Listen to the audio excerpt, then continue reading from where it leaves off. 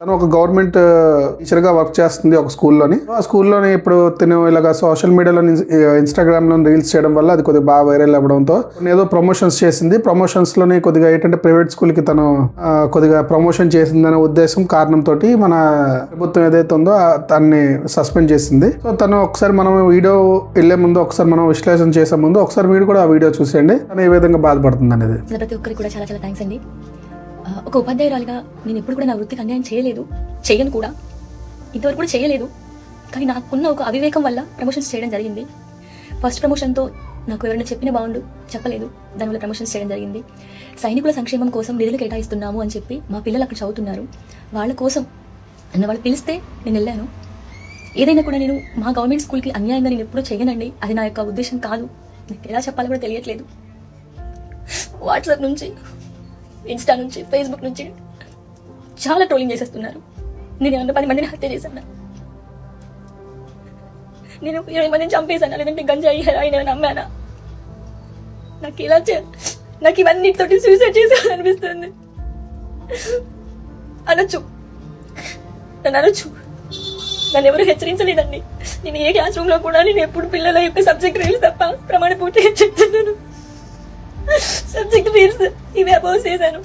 కానీ నా విధి నిర్వహణకి వ్యతిరేకంగా నేను ఎప్పుడు వీడియోస్ చేయలేదండి. నా గవర్నమెంట్ స్కూల్ పిల్లలు జాయిన్ కావాలని చెప్పి ఇంటింటికి తిరిగి నేను అడ్మిషన్స్ తీసుకొచ్చాను. మా స్కూల్లో, గవర్నమెంట్ స్కూల్లో 6th and 7th క్లాసెస్లో మీరు ప్రతి ఒక్క పిల్లవాడిని అడగండి, నేను ఎప్పుడన్నా పాటలు పాడానా? వాళ్ళకి పాటలు నేర్పిస్తాను, ఆటలు నేర్పిస్తాను. గవర్నమెంట్ స్కూల్స్కి బుక్స్ డొనేట్ చేశాను. నా ఫ్రీ టైంలో నేను వాళ్ళకి యూట్యూబ్ వీడియోస్ టీచ్ చేశాను. నేను ఇంకా ఎలా చెప్పాలండి? నోటికి ఏదొస్తే అది రాసేశారు. పాటలు చెప్పడం మానేసి రీల్ చేసిందని చెప్పి నోటికి ఏదొస్తే అది మీ న్యూస్ల కోసం. మనిషి చచ్చిపోయినా అంతేనా? అప్పుడు హ్యాపీగా ఉంటుంది మీరంతా. చచ్చిపోయింది కాబట్టి మీ ట్రోలింగ్కి అని 4-5 రోజుల నుంచి నీళ్లు తాగలేదండి, మీరు నమ్ముతారా? ఇప్పుడు ఏది చెయ్యొచ్చో లేదో కూడా నాకు తెలియదు. బీపీ డౌన్ అయిపోయి నాకు మైండ్ పని చేయట్లేదు. కడుపుకు తిండి పెట్టే జాబ్కి అన్యాయం చేసుకుంటారా అంటే తెలియలేదు నాకు. నా గవర్నమెంట్ వ్యవస్థ నాకు తిండి పెడుతుంది. ఈ గవర్నమెంట్ వ్యవస్థ అన్యాయం చేయాలని నేను ఎప్పుడు కోరుకోలేదండి.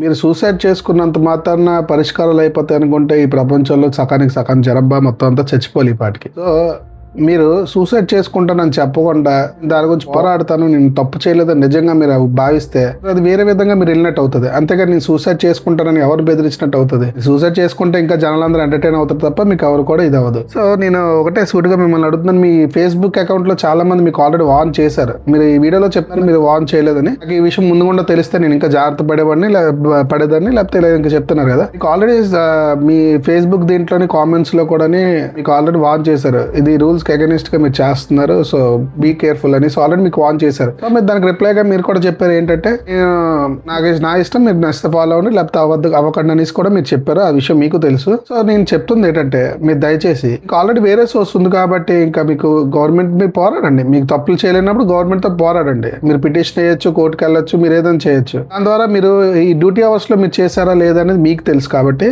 ఆ విధంగా పోరాడితే బాగుంటుంది తప్ప నేను ఇలాగ ఇప్పుడు మళ్ళీ సోషల్ మీడియా ముందుకు వచ్చి ఇలాగ కన్నీళ్ళు పెట్టుకొని నేను ఇలా చచ్చిపోవాలనుకుంటున్నాను, ట్రోల్స్ భరించలేకపోతున్నాను అన్నప్పుడు, మంచి జరిగినప్పుడు మంచి తీసుకున్నప్పుడు చెడు జరిగినప్పుడు చెడు కూడా తీసుకోవాలి. ఎందుకంటే ఏ ఫలితం లేకుండా మనకు చేతి వరకు రాదు, మనం చేసుకున్న దాని వల్ల వస్తుంది ఏదైనా కానీ. సో నేను చెప్పాల్సింది ఏంటనుకుంటున్నానంటే ఇప్పుడు గవర్నమెంట్ హాస్పిటల్స్ కూడా చాలా మంది క్లినిక్స్ రన్ చేస్తున్నారు. డాక్టర్స్ ఎవరైతే ఉన్నారో గవర్నమెంట్ ఉద్యోగం డబ్బులు తింటూ ప్రతి ఒక్క క్లినిక్లు నడుపుకుంటూ వాళ్ళ సంపాదన సమకూర్చుకుంటున్నారు. దాని మీద కూడా ప్రభుత్వం దృష్టి సారిస్తే చాలా చాలా బాగుంటుంది. అది నాకు అభిప్రాయం. మీరు కూడా ఇప్పుడు ఎవరైతే చూస్తున్నారు ప్రతి ఒక్కరు కూడా మీ అభిప్రాయం కామెంట్ రూపంలో తెలియజేస్తే తద్వారా ప్రతి మందికి కూడా మీ అభిప్రాయం తెలుస్తుంది. ఈ వీడియోకి నా విశ్లేషణ మీకు నచ్చినట్టయితే దయచేసి లైక్ చేయండి, షేర్ చేయండి, సబ్స్క్రైబ్ చేసుకోండి నా ఛానల్ ని.